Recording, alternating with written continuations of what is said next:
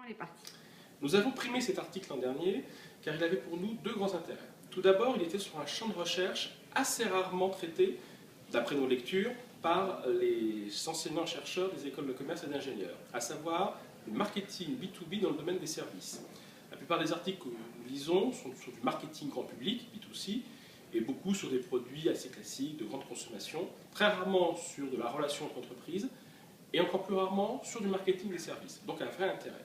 Et par ailleurs, il était sur un domaine intéressant de croisement entre du marketing de produits et de services, puisque le sujet c'était le marketing hybride, à savoir vendre un produit, associer un service avec une logique de subvention pour ce produit.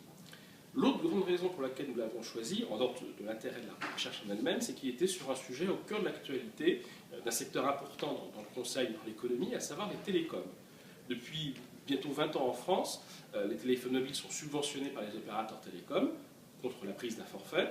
Aujourd'hui, ce modèle est questionné parce que les smartphones coûtent de plus en plus cher, parce que le modèle économique arrive peut-être aussi à maturité. Quasiment tous les Français ont aujourd'hui un téléphone. Et donc tout l'enjeu, c'est bien de se demander si demain les opérateurs télécoms ne vont pas changer ce modèle. A contrario, d'autres se disent demain il faudrait subventionner les télévisions connectées par les opérateurs télécoms et donc recréer un modèle de marketing hybride. L'intérêt de cet article, par rapport à nos travaux de consultant, c'est qu'il a analysé des données sur une longue période et donc permis de déterminer un certain nombre de tendances qui, pour nous, consultants terrain pour nos clients, permettent de donner des orientations et des tendances nouvelles.